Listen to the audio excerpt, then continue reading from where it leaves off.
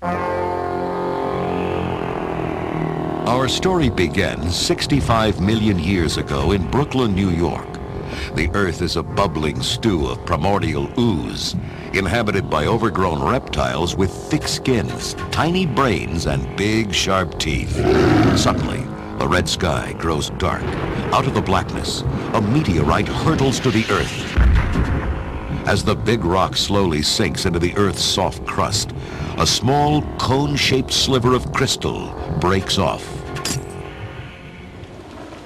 Our story continues.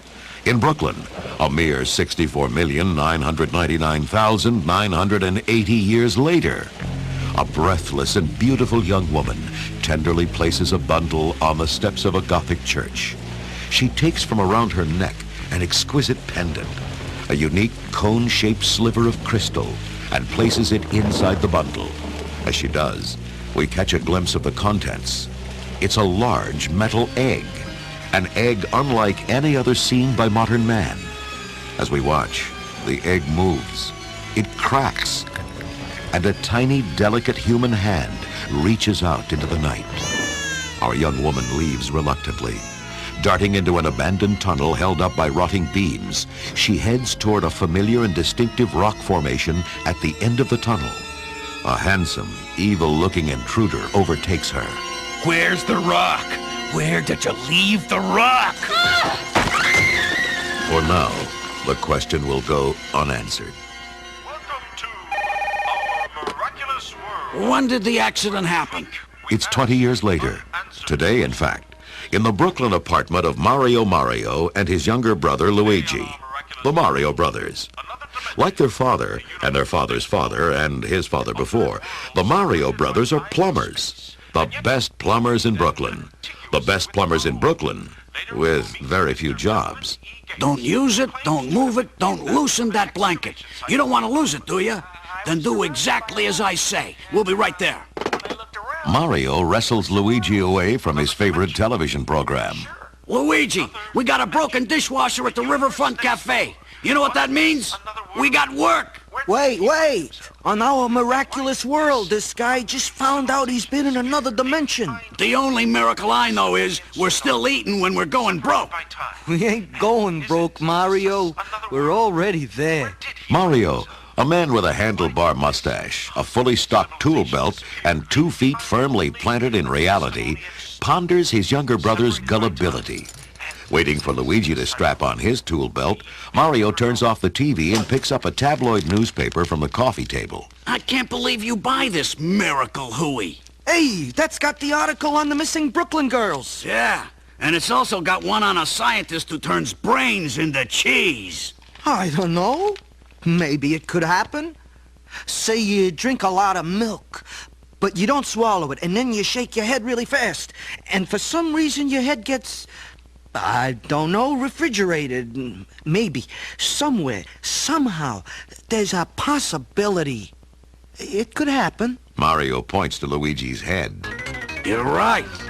Maybe it can happen. When they arrive at the Riverfront Cafe, they spot the parked van of the multi-conglomerate plumbing goons, the Scapelli Brothers. Inside, Mario and Luigi find 2 burly plumbers cozying up to Pascal, the snooty cafe owner. It's a 2-day job. That's if we got the parts you need, and boy, you know how ordering parts can get. Hey, Pascal, you said it was a dishwasher when you called us for the job. It is. It leaks from its bottom. That's a washer, maybe a hose. You're looking at a 2-hour job. These guys are trying to snow you. The Scapelli plumbers muscle Mario aside, then convince Pascal that his dishwasher and his life will be better off if he hires them. Pascal gulps, and the Mario brothers are out of a job. Unbelievable. What line of work ain't Scapelli involved with now? Mario will have his rhetorical question answered soon enough. At a geological excavation site near the bank of the East River, construction workers wearing Scapelli Brothers uniforms are picketing. Geology students from the local university peacefully go about their business, sorting tiny pieces of rock and fossil. As they work, a limousine pulls up, and out steps Anthony Scapelli, dressed in an expensive Italian suit. Who's in charge of this, hole? A beautiful young woman steps into his path. Around her neck hangs an exquisite crystal pendant. I'm the boss here. Well, I'm Anthony Scapelli. I'm the boss, elsewhere. And my boys need to get back to work here. How long you gonna be digging up these, bones? As long as our court order lasts, Mr. Scapelli. The university has explained how important this site is, and we'll get done sooner if your goons stop harassing us. You look like a smart girl. I'll bet you'll be done by tonight. Scapelli leans in closer to Daisy and whispers. A lot of girls have gone missing in Brooklyn lately. I'd be, careful. Not one to be intimidated, Daisy goes to look for a payphone to call the university. As she does, two shadowy figures sit nearby in a parked car. They try to be discreet, but Iggy and Spike would stand out wherever they go. They look just like their names, with long, gaunt faces and an unnatural pallor to their skin. It's quite clear that these guys ain't from around here. He's gonna kill us if you blow it again. Me? You're the one that's blowing it. Look at you. You don't fit in here. I look perfect. Regular Brookland. You're the one looking stupid. I look sharp. Hey, there she is. Are you sure? Sure it's her. I mean, 2 arms, 1 head, 2 legs. Then let's go. Iggy throws the car into gear and guns it. Foiled again. Nearby, in front of the Riverfront Cafe, Mario and Luigi have climbed into their van to leave, but the engine won't start. As Mario opens the hood to investigate, Luigi goes to a nearby phone booth to call home and check their answering machine. In the middle of his call, Daisy walks up, and Luigi immediately hands her the phone. She smiles, calls the university to report her security problems with Scapelli, then hangs up. You okay? Yeah, thanks. I'm just having a few problems. Well, you know, we got a van. Oh, it's nice. I mean, I'm asking you if you need a ride. But, except the van's not working right now. Did I hear your name? Daisy. Daisy. That's nice. I never met a Daisy before. I've seen the flowers lots of times. Not that I hang out in flower shops or anything like that. Mario slams the hood of the van shut and steps between Luigi and Daisy. What my brother Luigi is trying to say is, he doesn't know what to say because you got him all mixed up. He'd like it if you'd like a ride, because it would give him a few more moments in your presence. The point is, he has offered you a ride, and if it would help you out, please, step into the van. A few moments later, the Mario Brothers van pulls up to the excavation site. Daisy climbs out. Luigi tries to speak, but he can't seem to form the words. Well, thank you for the ride. If you want to talk when you open your mouth, words gotta come out. Do you eat? Yes? Dinner? Sure. 6 o'clock. We'll pick you up here. Okay. As twilight approaches the excavation site, Daisy is keeping watch. She's worried about Scapelli's threat when a plumber's van pulls up and the door slowly slides open. Luigi steps out. Hi. I was just in the neighborhood. I'm glad it's you. Across the street, Iggy and Spike watch Luigi help Daisy into the van. When the van pulls away, they follow. Inside the Bella Napoli restaurant, Mario's girlfriend Daniela quizzes Luigi's new love interest. Okay, let me get this straight. Scapelli blasted and they found bones and what in the rocks? Iridium. Unbelievable. You know what that is? No, but how could something called iridium not be important? It means that a meteor may have hit a long time ago. We think that could be what wiped out the dinosaurs. Wow, there were dinosaurs in Brooklyn. Relax, Luigi. There used to be Dodgers here, too. Dinner arrives, and the conversation turns to Daisy's unusual pallor. You should come down to the tanning salon. I'd get you set up for cheap. You've been spending too much time underground, honey, and I promise, no tan lines as long as you take off that incredible rock you got there. Well, actually, I don't take it off.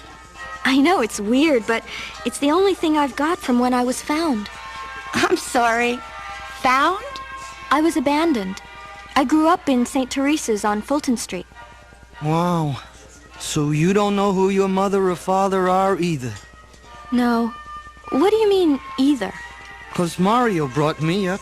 I guess that sort of makes him my mother, my father, my uncle, my whole family. After dinner, Daniela suggests that Luigi walk Daisy back to the excavation site. Daniela and Mario will drive the van. It all makes perfect sense, except to Iggy and Spike waiting outside for Daisy to climb back into the van. Instead, they see Daniela. Hair different, clothes different, different height. Devious. She's wearing a disguise. Yeah, I could spot it right away. She thinks just 'cause all these humans look alike, she's gonna fool us. Iggy and Spike pull out to tail the van. They follow it to Daniela's place, where Daniela kisses Mario goodnight. When Mario drives away, Iggy and Spike let themselves into Daniela's apartment. Meanwhile, Daisy and Luigi had made their way to the excavation site. Once there, they descend into an underground tunnel and enter the fossil room.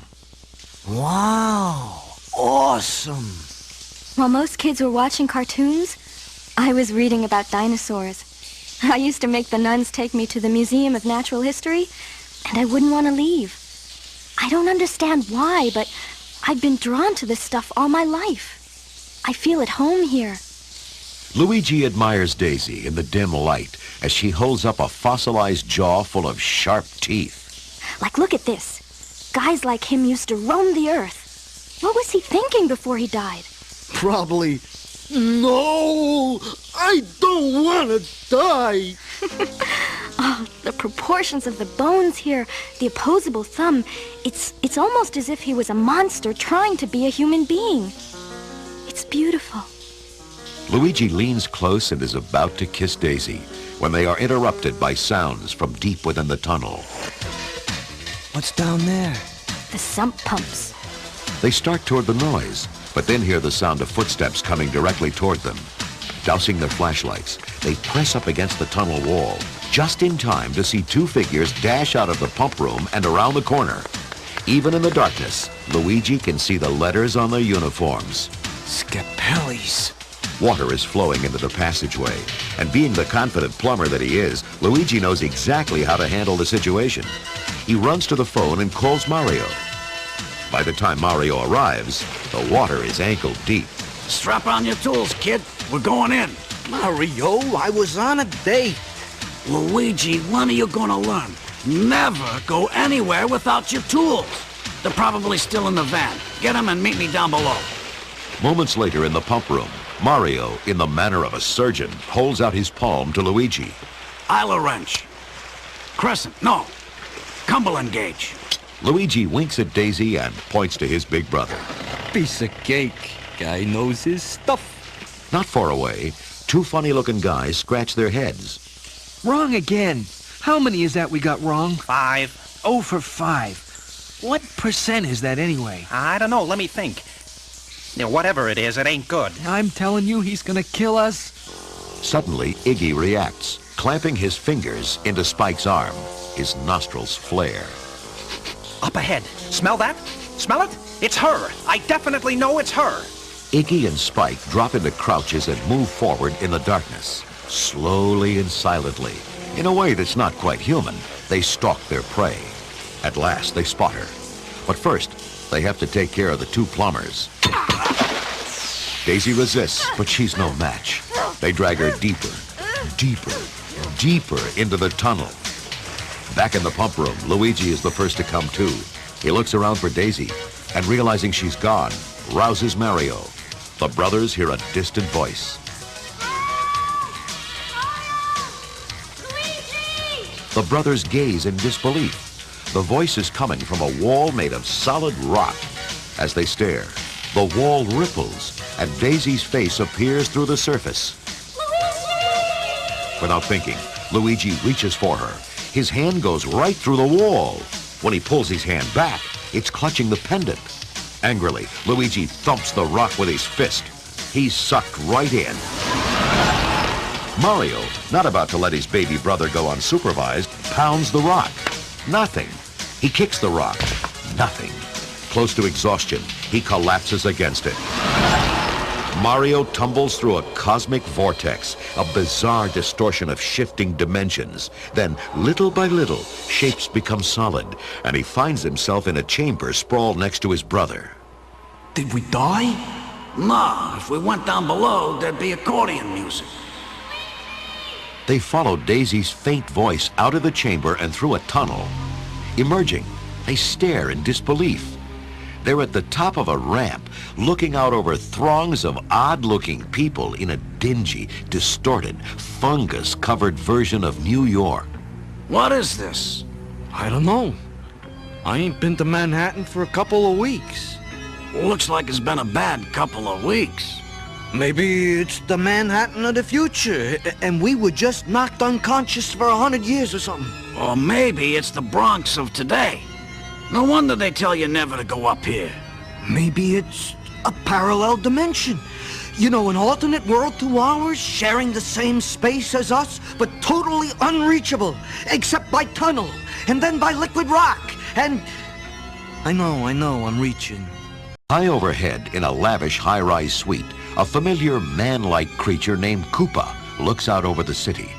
His face brings to mind an unpleasant moment 20 years ago in a dark, deserted tunnel, in a showdown with a lovely young woman who met her untimely demise. Koopa was mean then, and he's even meaner now.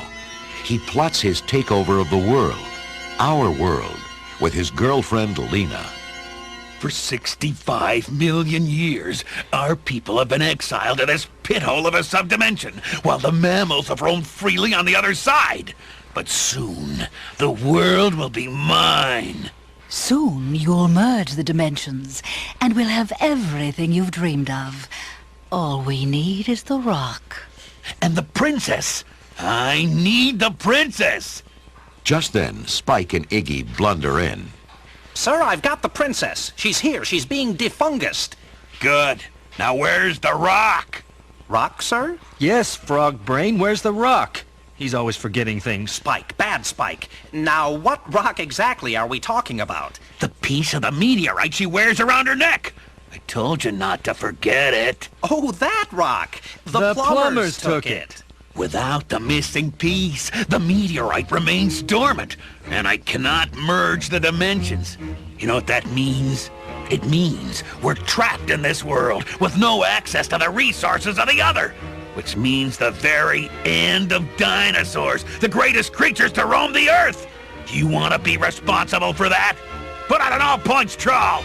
Get me those plumbers.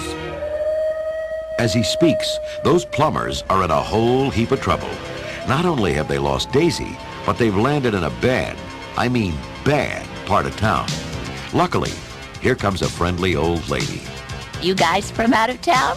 Brooklyn. Dangerous part of town here, boys. Shouldn't wander around without a weapon. You got one? No. Good. Give me all your money. Wielding a stun gun, this little old lady from prehistoric Pasadena is amazingly quick. She frisks the Marios, tosses aside their useless dollar bills, and settles for the only thing that appears to have value, the pendant. As they try to absorb all this, a tough-looking woman wearing spikes and red leather appears out of nowhere. She jerks the old lady high overhead and shakes the loot free, then activates her air stompers and catapults herself into the air, out of their lives, and in the direction of the Boom Boom Bar with the pendant in hand. Just when they thought things couldn't possibly get worse, the Koopa Troopas appear. They found their plumbers. Across town, Daisy is brought before the evil Koopa. Who are you? What do you want with me? A favor. My name is Koopa, ruler of all that you see. A few miserable streets and an endless, interminable desert. But with your help, that will all change. Now, I need to find some friends of yours. Plumbers. Look, I don't know what you're talking about. Now, if you don't mind, I'd like to go home. My dear, you are home. At the Koopa Troopa precinct house, the Mario brothers are interrogated, defungused, and booked. Then they're thrown into the slammer, where all the other guilty until guilty prisoners await their fates. As Mario paces, Luigi suggests that he simply mellow out. Mellow out? He wants me to mellow out. Okay, fine. I'm mellow. To show just how mellow he is, Mario grabs Luigi by the collar. We're in here because you wanted to save a girl you hardly knew. You said I should go after her. I was talking about on a date, not into another world. The Marios are taken to an interrogation room to meet their Koopa court-appointed attorney. Funny, the attorney looks exactly like Koopa. Boys, sit down. How's prison treating you? Larry Lazard of Lazard, Conda, Dactyl, and Cohen. Mario pushes aside the man's card and gets right to the point. Who's this Koopa clown? His idiot name's all over the place. We want to talk to that goofball now. I don't think you want to do that. This Koopa clown is one mean, evil, egg-sucking son of a snake. Now where's that meteorite piece? The what? You know what I'm talking about. Koopa lunges forward and gives Luigi's neck a twist. Mario, in defense of his brother, grabs Koopa. If anyone's gonna wring Luigi's neck, it's gonna be me. Mario doesn't know it, but grabbing King Koopa is a great way to qualify for the endangered species list. Koopa decides on the most cruel and unusual punishment of all, the de-evolution chamber. Here comes a demonstration prisoner now. Mario and Luigi recognize him as Toad, a protest singer brought into the police station with them. In the Devo chamber, Koopa straps Toad into a chair, then walks to the master control and turns a dial back 65 million years. See you later, alligator. Grinning, Koopa turns to the Marios. You may understand evolution as an upward process. Things evolve from primeval slime to single-celled organisms up to intelligent life. De-evolution, of course, works the opposite way, to simpler forms. For instance, even our most restless citizens can become faithful members of my elite guard, Goombas. The machine stops. The chair emerges. The prisoner is now a dull-witted Goomba. Loyal, lethal, and stupid. Koopa takes another Goomba assistant and sits him in the Devo chair. No! Your de-evolution will be a living nightmare if you don't tell me where that meteorite piece is. The Devo chamber opens once again. No model prisoner, no Goomba, only a shimmering green slime oozing down the chair and onto the chamber floor. One more time. The Rock? Okay then. Which of you is first? In a lightning motion, Mario reaches for his tool belt and whips out a wrench. Mayhem. When Koopa loses his footing in the slime, Mario and Luigi push Koopa into the Devo chair and hurl a wrench into the controls. Help me! While the Troopas and Goombas rush to rescue their leader, Mario and Luigi race out of the building. Koopa emerges from the chamber intact. Or is he? As he rises from the chair, his men notice that the irises of his eyes have changed. What are you staring at? Koopa's eyes have elongated into the shape of a cat's, or a lizard. I'll kill those plumbers! But the Marios have ideas of their own. Commandeering a Koopa Troopamobile, they speed toward the outskirts of Dino-Hatton. As they scan the horizon, two other Troopamobiles pull alongside, ready to open fire. But by the time they do, Mario and Luigi have slammed on the brakes. The brothers watch as the Troopas annihilate each other. Shards of Troopamobiles rain down like iron snowflakes. Meanwhile, Luigi is busy punching buttons on the dashboard. Alien species escaping from Metro Central. Aliens? Now we gotta deal with aliens, too. Luigi, where are the aliens? They plunge into the tunnel, hoping to dodge the Troopas. As they look back, neither of them sees the sign, Danger, Tunnel Unfinished.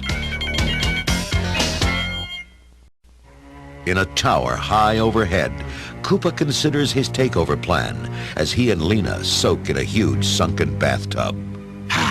There's nothing like a mud bath.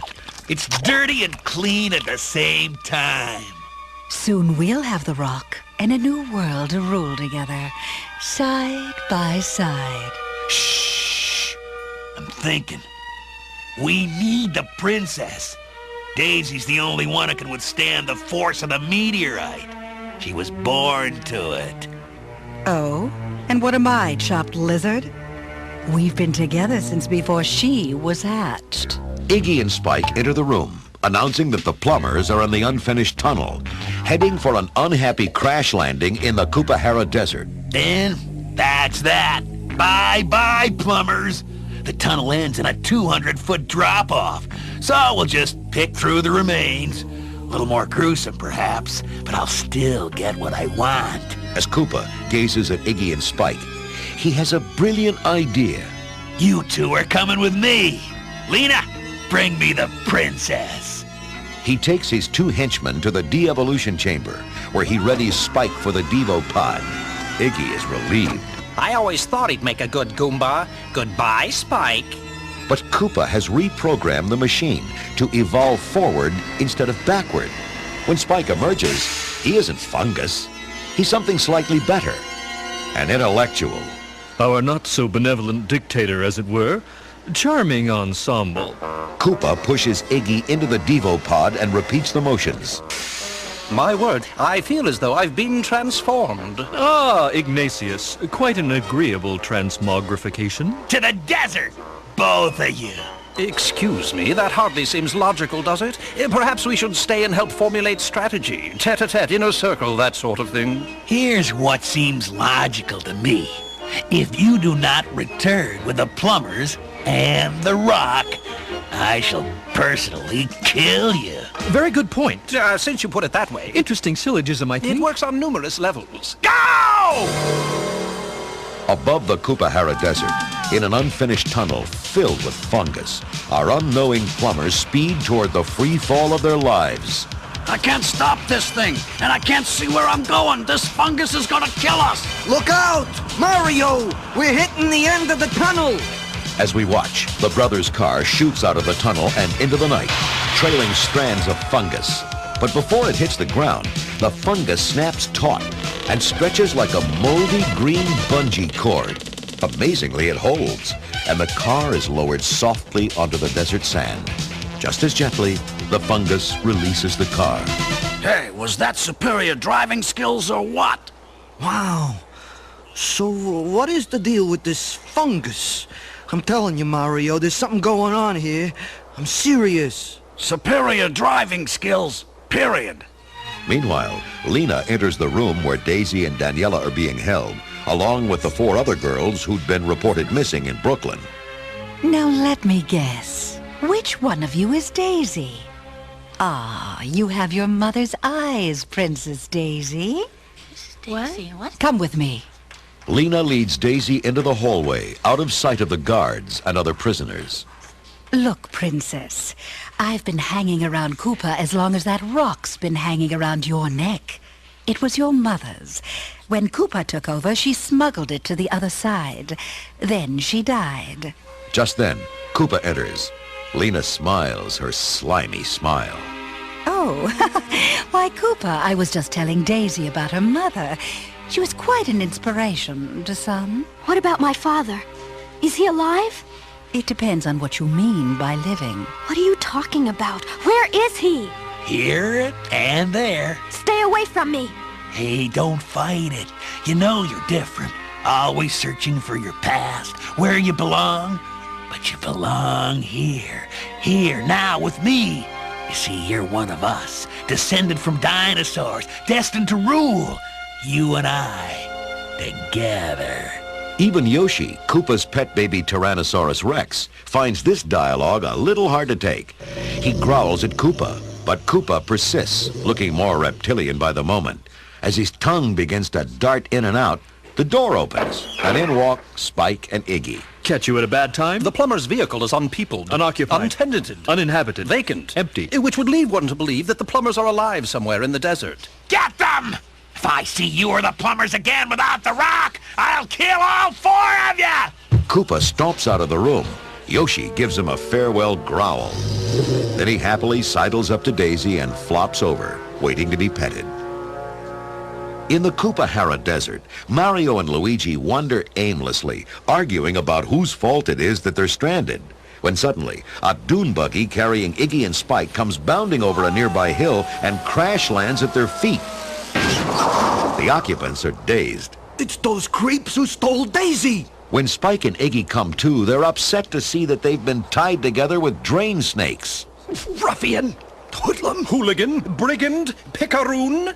We're plumbers. Now start talking or I'll break your elbow joints. Scallywag! Herbivore! Luigi raises his wrench. Where's Daisy? Tell us. She's in the tower, in the Goomba barracks with the others of similar fates. All right, take us to her. It's irremediable. Koopa won't let us back in without her little rock.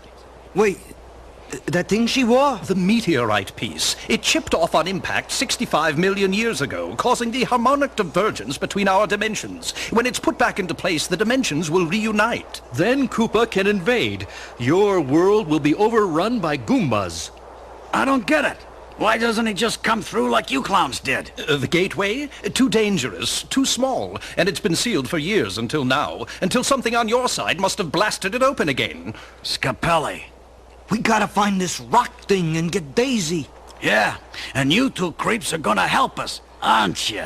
With our new evolutionarily enhanced brains, it does seem the right course of action. The foursome set off into the night in search of Big Bertha, the spiky, red-leathered babe they last saw headed for the Boom Boom Bar.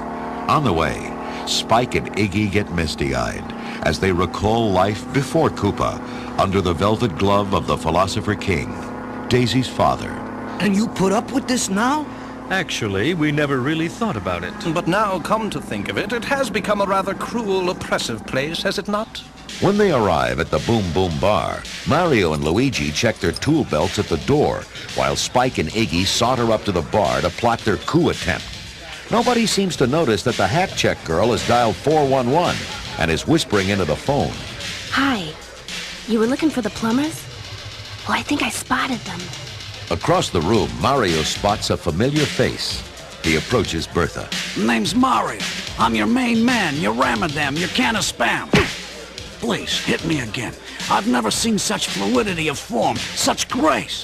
The way your lip curled in that sensual snarl as you rocked back your fist. The way your knuckles tenderly crunched when you brought them smashing into my face. Bingo! She grins and hustles Mario onto the dance floor, where he manages to maneuver the pendant from around her neck. As he tries to sneak away, Lena arrives with the Goombas, just in time to see the crowd trying the latest craze, the dactyl. It goes something like this. Leap, duck, duck, swerve, duck, leap. Mario and Luigi give it a try, tossing the pendant back and forth. But one toss is low and offline. As Mario dives for the pendant, Lena's sharp heel comes down on his hand. She grabs the pendant. Mario grabs Luigi. The Goombas grab their guns. As the Mario brothers duck and swerve toward the exit, they notice they're not alone. The big babe, Bertha, is in love and wants to help Mario escape. She unveils her secret escape plan. Air stompers. How do they work? Bertha helps Mario strap them on and shows Luigi how to load the cartridges. She plants a big kiss on her Ramadan man, then the brothers stomp down. They rocket upward and outward through the skylight, onto the roof of the Boom Boom Bar, and off into the night. Lena, meanwhile, returns to Koopa with her prize, along with two prisoners, Spike and Iggy. You'll be interested to know that these two were at the Boom Boom Bar preaching your overthrow. Really? I'm very disappointed in you, cousins. Fascist. Oppressor of the proletariat. I have something else for you. Not now. I have saboteurs in the tower. I still have no meteorite piece, and I'm about to lose everything. It's important. We need to talk. Does it have to do with you? With us? Oh, yes. Most definitely. And type up a memo and submit it through the proper channels. Seething, Lena opens her fist and stares at the pendant. She hesitates a moment, then shoves past a Goomba and hurries off. Moments later, she confronts Daisy, while Yoshi watches from the shadows of the cell. Lena pulls a long silver pin from behind her. Hello, and goodbye. Lena lunges for Daisy's neck, but Yoshi is faster. His long tongue wraps around Lena's ankle and pulls her down, knocking her unconscious. Daisy escapes into the hallway just in time to confront a squad of Goombas with Spike and Iggy. To her surprise, Koopa's two henchmen block the Goombas and help her escape. Once out of danger, they explain. Princess Daisy, we are your loyalist supporters. We've been on your father's side since his demise. They take her to the Devo chamber, where Spike approaches a slimy, but somehow regal cone of fungus. Now I realize the following may present to you somewhat of a shock, but... Daisy, may I present you to your father? Iggy and Spike leave Daisy alone with her father. But before she can say anything more, the door bursts open and in spring Mario and Luigi. You okay? I hope coming to save you isn't too forward of me or anything. No, I can't believe you're here. I mean, it's hard to believe any of this, but you've gone so far out of your way. Well, you know, I'm not usually the kind of guy to go chasing a girl. Not to other dimensions, anyway. Daisy and Luigi embrace, and as they do, a strand of fungus drops down between them. Well, this may sound a little weird. I mean, I know it's a little early in our relationship, but Luigi, Mario, I'd like you to meet my father. At least, he was my father. He used to be the leader here until Koopa turned him into this fungus. It's an honor, sir. Pleased to meet you, and, I want to thank you for all your help. Next, you'll be singing to the mildew in the shower. Luigi. Mario, think about it. The fungus has been helping us all along. Don't worry, sir. We'll have your daughter safely back in no time. Is Daniela safe? Daniela? As Mario listens in amazement, Daisy explains that Daniela is in Koopa City. The moment he finds out, Mario bursts out of the room and into the corridor. Daniela! I'm coming for you, baby! As Mario exits one door, Koopa enters the other with Goombas. They grab Luigi and Daisy, dragging them toward Koopa Square, where thousands of Goombas wait to greet the inhabitants of the human world with handheld de-evolution guns. Meanwhile, Mario eludes the pursuing Goombas and finds the room where Daniela and the four girls from Brooklyn are being held. Hey, didn't I tell you my Mario would be here? Grab that mattress! Hurry! Plotting their escape, Mario tosses the mattress into a huge air conditioning vent, and the six of them dive on. The mattress goes corkscrewing through the ductwork like an overloaded bobsled.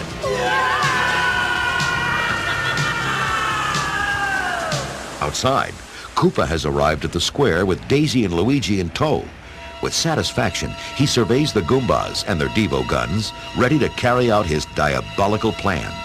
Just then, a Koopa Troopa approaches carrying a semi-conscious Lena and the crystal pendant.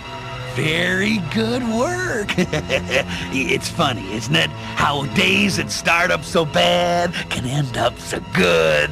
Koopa quickly revises his plan, indicating that Daisy should take the crystal and return it to its place in the meteorite, merging the two worlds.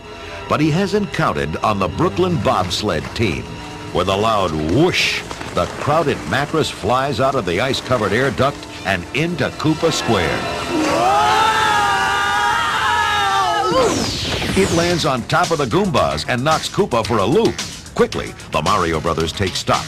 Mario's got his girl, Luigi's got his girl, but none of them have the pendant. High above the square, in the bucket of a construction crane, Koopa is making his getaway, the pendant clenched between his teeth.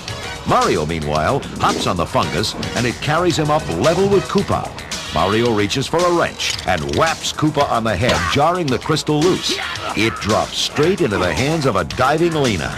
As Mario and Koopa grapple, she lets out a maniacal shriek and sprints into the meteor chamber. Luigi, Daisy, and the girls give chase. My time has come! The universe is mine! Lena tries to jam the crystal into place, but it only goes part way. As she tries to push it in farther, she finds her hand is fused to the rock. A giant crackling wave of energy shoots out, and she vaporizes. Her silhouette is etched into the wall, like a fossil. Well, that's why Koopa needed me. Not everyone can withstand the force of the convergence. As the others look on, the gateway begins to swirl. Bolts of energy flash deep within it, like a thundercloud. Hey, that's where we came through. Hurry! And be careful on the other side. Don't look down. Daniela disappears through the swirling mass. One by one, the Brooklyn girls follow. When it's Daisy's turn, she hesitates, then hurries back into the meteor chamber. Daisy, don't! When she reaches it, she finds the tiny crystal vibrating, slowly being pulled back into its place in the meteorite. Flashes of energy pulse along the chamber walls, and an unearthly noise begins to reverberate through the chambers.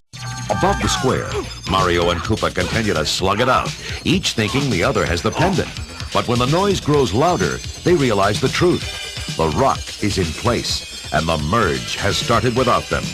They watch in amazement as cars, buildings, and Goombas shimmer in and out of existence. They look down and discover that they've begun to shimmer too. Back in Brooklyn, at the excavation site, Daniela tries to convince a news crew that the Mario brothers are trapped in another dimension, trying to save the planet.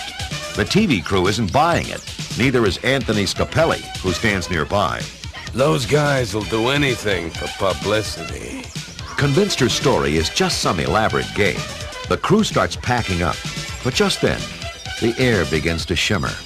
Suddenly, Goombas appear at the excavation site, armed with de-evolution guns. The New York skyline disappears, and the Koopa skyline takes its place. Mario and Koopa appear, still punching and jabbing one another. This ain't no game.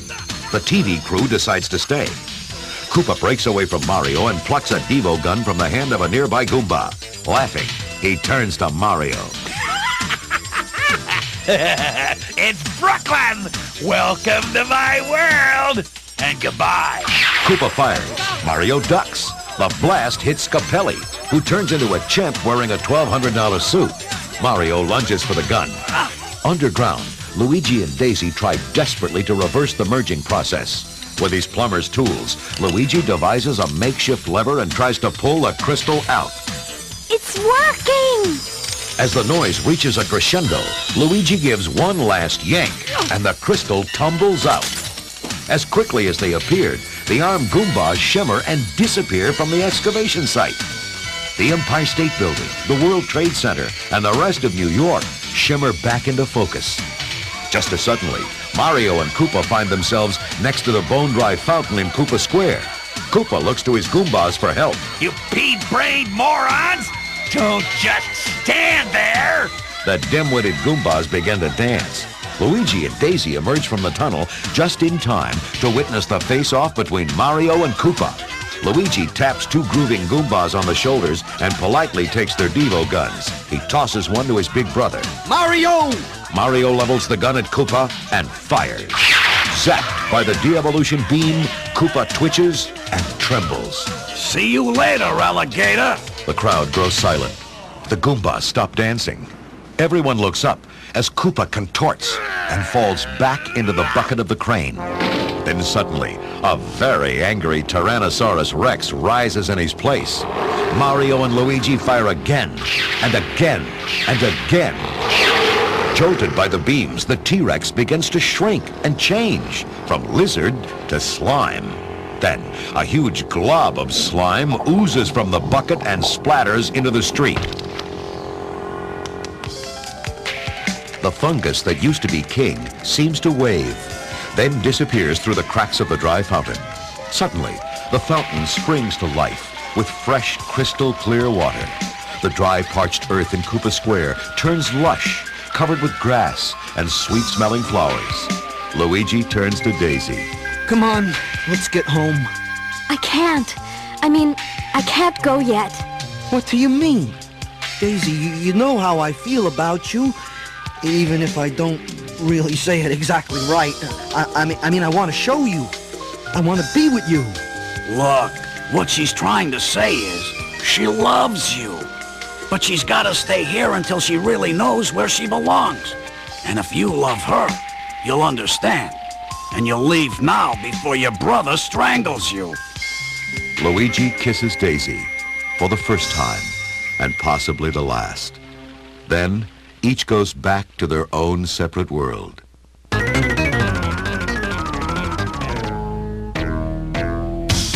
After a few days, the excitement of the Mario Brothers' adventure dies down, and they find themselves alone in their apartment when a pretty visitor in combat fatigues knocks on the door.